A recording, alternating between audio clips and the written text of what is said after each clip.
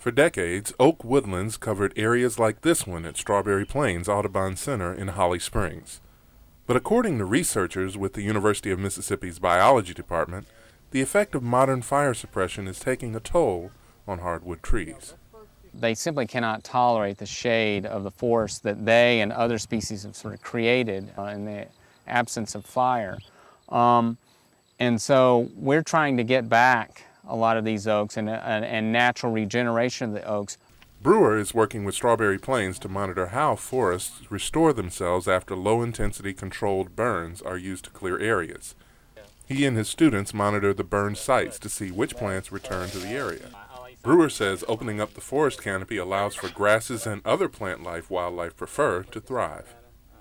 Just seen an overall increase in diversity of plants. We've seen increase in certain species of grass. We're seeing some changes, seeing some showy wildflowers increasing in abundance. However, Brewer says they are still in the early stages of a long process that requires more than just a few controlled burns.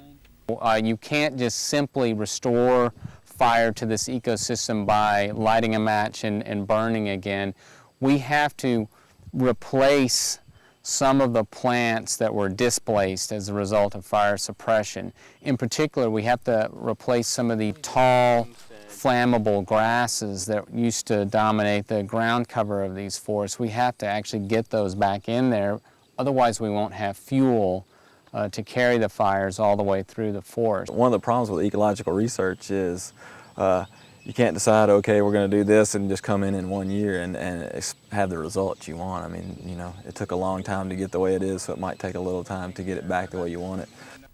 Presently, both the center and Brewer are pleased with the early results. We've had positive feedback, which makes you want to continue, and just it gives you a good, gives you hope for what you hope it will become.